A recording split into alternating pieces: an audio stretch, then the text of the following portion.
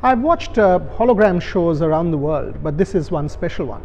We will give you a glimpse of it. We will show you a couple of minutes.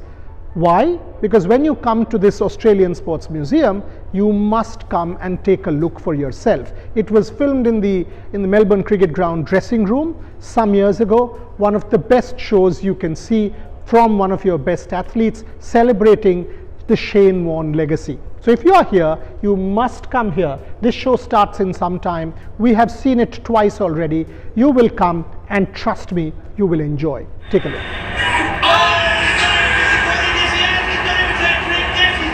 He's got an attack! That's a hat-trick to Shane Warne, a great moment in his career. What a catch by David Booth. You won't see many better catches forward short than that one. The Aussie from Warne. It was the king on Leeds' birthday too. He was happy, we were all happy. It was an amazing time. And that's, I think, one of the beautiful things about sport, is every time you walk through the gate, you never know what it's going to bring. Will I take a hat-trick? You never think you're going to take a hat-trick. Am I going to get 5, make 100? Some of us might just play one of those really good shots on 99. But you never think you're going to actually get injured. For me, back in 96, I did my finger. I had to go through some pain where I had to put my finger out. The doctor had to put some cortisone injections into my finger. Which the hardest thing about it was my finger felt different. The ball felt different in the hand, and it felt different when I bowled. Then I did my shoulder, and I got to the stage where I couldn't even lift my arm. I couldn't even wipe my bum. Sleeping was an issue, migraines, trying to get comfortable. It was all a pretty tough time. It's not a sob story, but these were some of the things that I was going through at that stage. The other things that were going through my mind was, am I actually going to bowl again? And I even thought about giving it away at certain stages. At the World Cup, when we got there in '99, I'd just been dropped for the first time in about 10 years for the last Test match in the West Indies. And we'd had an ordinary start as a team, and from an individual point of view, I was struggling. I wasn't bowling very well. I wasn't happy with the way I was bowling. But we got to the semi-final. We managed to get there. We were playing South Africa. And they were none for 40 odd. And I thought, you know what?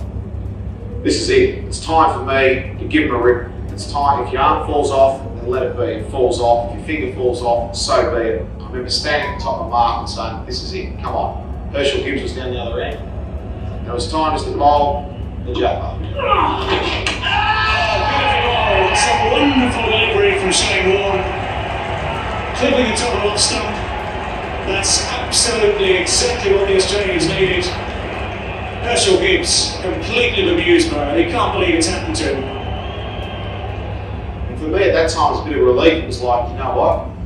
I can do it. And it gave me the confidence to go on and take some wickets that day. And also, we managed to tie the semi-final, which put us into the final. We won the World Cup. I was man of the match in the semi-final and the final. Damien Fleming tried to push us off the balcony in our celebrations. I remember giving Steve Waugh a hug out on the balcony. I just felt like I was back on top. I felt like I was back. I felt really, really good about myself. The team were winning World Cups. It was all pretty good.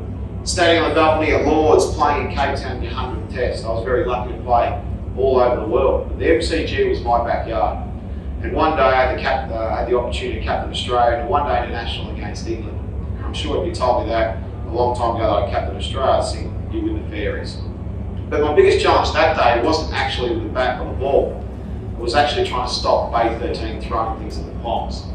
I remember Alex Stewart signalling to the dressing room, come out. And I thought, is he talking to me? Does he want me out in the ground?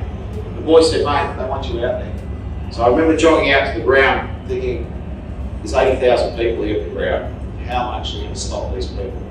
They all go, Warne, Warne, the whole time. And I thought, okay, Alec, what do you think? He said, any chance of you stopping the crowd down at Bay 13? Well, in trouble here, I need some protection. Mark was in the middle, I grabbed his helmet and thought, if they throw something less, it's going to hit me in the head. I got the helmet on. I said, please stop throwing things. Gave a bit of a clap.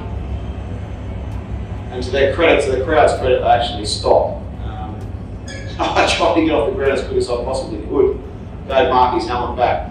But I remember coming back from that, sitting in the rooms in the middle amongst the teammates, just putting my feet up, watching the game, and thinking, did that just happen? Did that really just happen? It was a pretty sort of surreal experience.